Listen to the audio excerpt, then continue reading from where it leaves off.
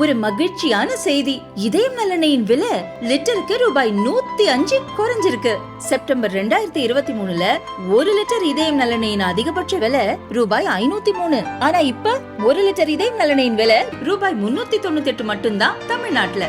அப்ப இனிமே எல்லாரும் இதயம் நல்லெண்ணெய் வாங்கலாம் இல்ல? நம்ம அல்ட்ராவோட எல்லா தயாரிப்புகளுமே ஆரோக்கியமான ஃபுட் கிரேட் ஸ்டெயின்லெஸ் ஸ்டீலால் தயாரிக்கப்பட்டது.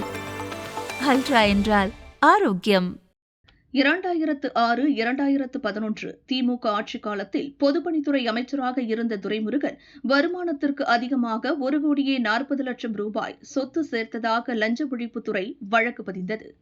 துரைமுருகன் மற்றும் அவரது மனைவிக்கு எதிரான இந்த வழக்கிலிருந்து இருவரையும் விடுவித்து வேலூர் சிறப்பு கோர்ட் 2017இல் உத்தரவிட்டிருந்தது.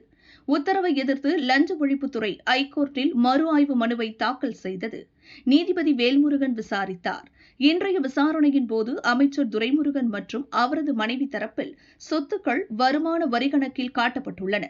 வழக்கில் குறிப்பிடப்பட்டுள்ள சொத்துக்கள் வழக்கு காலகட்டத்துக்கு முன் வாங்கப்பட்டவை. துரைமுருகன் மனைவிக்கு தனிப்பட்ட வருவாய் ஆதாரங்கள் இருந்தும் அவரை இல்லத்தரசி என கூறி அவருக்கு தனிப்பட்ட வருவாய் ஆதாரங்கள் இல்லை என வழக்கு பதிவு செய்யப்பட்டுள்ளது. ஆவண ஆதாரங்களை சுட்டிக்காட்டி இருவரும் வழக்கிலிருந்து விடுவிக்கப்பட்டனர். ஆதாரங்களின் அடிப்படையில் பிறப்பிக்கப்பட்ட இந்த உத்தரவை எதிர்த்த மறு ஆய்வு மனு விசாரணைக்கு உகந்ததல்ல எனவும் வாதிடப்பட்டது. இந்த வாதங்களை ஏற்க மறுத்த நீதிபதி வேலூர் சிறப்பு கோர்ட் பிறப்பித்த உத்தரவை ரத்து செய்து உத்தரவிட்டார். வழக்கில் குற்றச்சாட்டுகளை பதிவு செய்து 6 மாதங்களுக்குள் விசாரணை முடிக்க வேண்டும் என்றும் வேலூர் சிறப்பு கோர்ட்டுக்கு நீதிபதி உத்தரவிட்டார். ஏற்கனவே நேற்று 3.92 கோடி ரூபாய் சொத்து குவிப்பு வழக்கில் துரைமுருகன் அவரது குடும்பத்தினரை விடுவித்ததை கோர்ட் ரத்து செய்து இருந்தது.